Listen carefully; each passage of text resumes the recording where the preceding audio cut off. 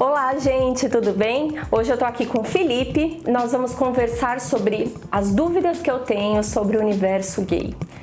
Você me ajuda, Felipe? Estamos aqui para isso. É um prazer. Muito obrigado pelo convite. Agora eu vou falar um pouco das coisas que as pessoas querem saber mesmo, aquelas curiosidades que a gente guarda e fala, não posso falar isso, não posso perguntar isso. Vamos mandar. E aí? Existe passivo e ativo? O cara que é só passivo, que é só ativo, é tudo junto e misturado? Como é que é isso aí? Então, existem as pessoas que o que eu percebo é que muitas pessoas se identificam com uma forma tradicional de sentir prazer, né? Você se conhece, né? Você conhece uma pessoa e se você gosta mais de estar na posição passiva, há uma curiosidade muitas vezes de será que essa pessoa é ativa? E aí o match é perfeito, né? Assim, porque eu sou mais passivo, ele é mais ativo, ótimo. Então existe essa curiosidade muitas vezes e existe essa tendência de preferências. Mas no fundo mesmo, a gente vê muitas pessoas que se dizem eu sou só ativo, tem lá suas incursões como passivo e gosta também, né? E muitos que se dizem só passivo também tem lá suas incursões como ativo. Acho que não tem uma regra, como tudo em sexualidade, né? Eu queria saber se o prazer sexual, do homem, né, nas relações homoafetivas, se elas são resumidas apenas ao sexo anal. Então, não. Na verdade, a gente está diante de um ser, né? Se a gente usar um referencial aqui junguiano, mas a gente vai falar que o ser humano ele é muito simbólico, né? E o símbolo de prazer tem mais valoração do que a área que está sendo estimulada em si, né? Tanto é que a gente tem fetiches, né? Às vezes as pessoas têm um fetiche e esse fetiche ele não está vinculado a uma área de prazer. É só mesmo o símbolo, que aquilo dispara no inconsciente e que então resulta num prazer. Então, essa ideia que se tem, né, de que assim, tem que ser nessa região, tem que ser anal, tem que ter penetração, tem que ser, um estímulo na glande, tem que ser no clitóris. Não tem que ser, né? O que tem que ser é ou simbólico o suficiente para gerar prazer, né? Ou realmente agir em áreas erógenas conhecidas que possam resultar num prazer. A gente vê nas relações heterossexuais que muitos homens querem, né, ter sexo anal, querem fazer sexo anal com a mulher, mas eles não permitem que a mulher, na verdade, percorra a área anal ali, né? Que também é uma fonte de prazer para todo mundo, não é só pro gay que é uma fonte de prazer, é uma zona erógena e que quando explorada pode dar algum prazer. Por que será que existe esse tabu? Por mais que seja uma área erógena, né, região anal, assim como a próstata também, né, as massagens prostáticas, enfim, por mais que sejam prazerosas essas áreas, o heterossexual ele acaba vinculando muito essas áreas ao universo gay, né, ao universo homoafetivo. Então, no momento em que ele está ali numa relação sexual e vai sendo proposto de alguma maneira uma aproximação dessas áreas, também vem o julgamento, né? Assim, de não, mas isso é coisa de gay, isso é coisa do homossexual, isso é desse universo que eu não sei lidar, isso é dessa homoafetividade minha que tá recalcada, que eu nunca soube lidar. Então, vai gerando uma certa repulsa, né? Agora me veio aqui por uma associação livre, mas me veio aqui a ideia do hétero que gosta do fio terra, né? Assim, que pede pra mulher, né? E o quanto que às vezes as mulheres julgam também, né? Pensam, nossa, mas fazer um fio terra, né? Exato, né? Por quê? Porque parece que o prazer da área anal é um luxo exclusivo dos estados de homoafetividade. E não é. Né, assim, não é. É um luxo da natureza humana, né, assim, então...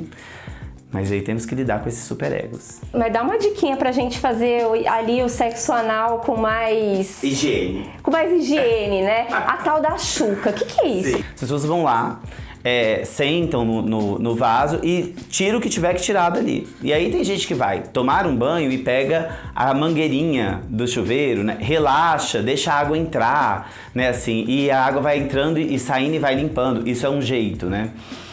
Tem pessoas que vão falar, não, mas eu não consigo relaxar a ponto da água do chuveirinho entrar. Aí tem dispositivos, né? Aqueles dispositivos como se fossem bombas mesmo, as bombinhas de limpeza vaginal, tem gente que adapta. Você tem essa coisa do gaydar? Eu sou péssimo, sabia? É? Nossa, eu sou péssimo, é uma pena. Porque assim... Como eu sou ruim. Eu também sou, sabia, Felipe? Então. Porque falam pra mim, nossa, fulano é gay. Eu falo, oi? Hã? Então. Ô, Felipe, Sim. e os termos que eu adoro? São vários. Eu adoro. Tipo, eu ouvi já coisas, agora que eu tenho Instagram, e eu já fiz algumas perguntas lá, aí o povo me fala umas coisas, eu falo, gente, o que é isso?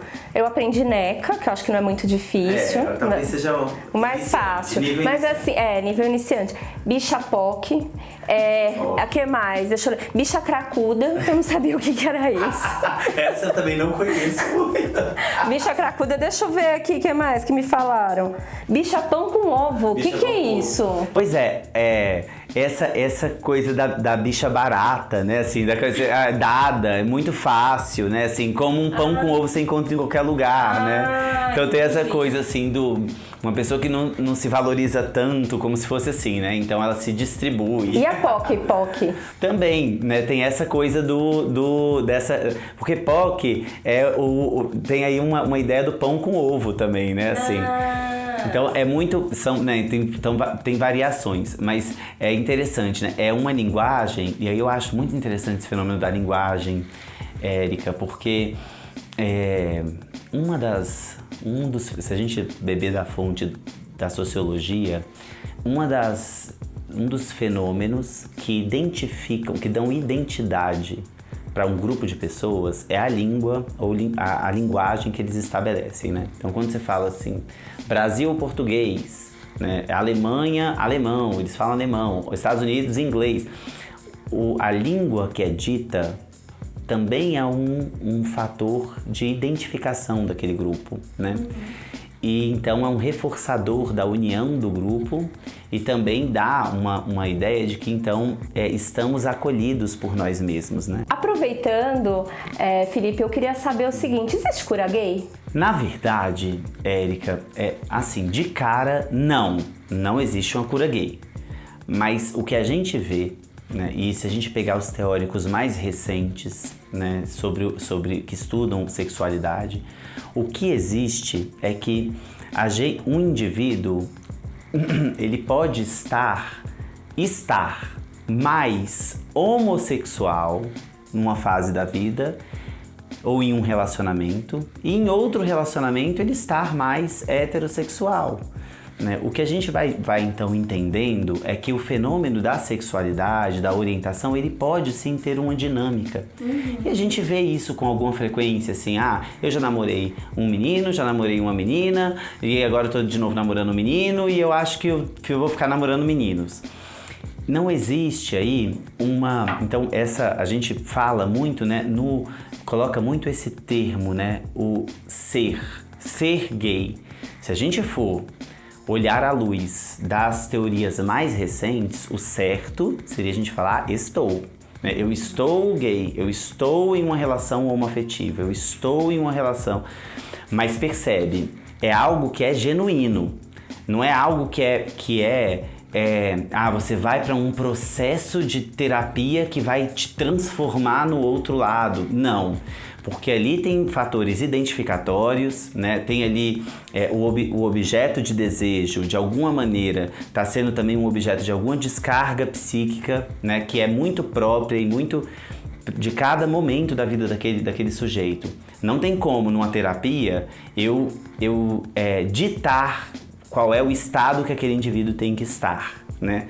Não tem como. Então, o que a gente sabe hoje é que a sexualidade, em termos de orientação, ela pode estar homoafetiva por muito tempo da vida e sim, pode estar heteroafetiva em algum outro momento. Também o inverso, né? Assim, mas e isso de um ponto de vista genuíno, o que é diferente da pessoa se forçar, né? Eu quero estar com homens, estou me forçando a ficar com mulher. Não, aí você sim, um homoafetivo, está aí numa situação homoafetiva, mas se obrigando a namorar mulheres. Isso não é uma cura gay, né? Também não é. Então, assim, acho que a gente tem que entender que é um fenômeno dinâmico, né?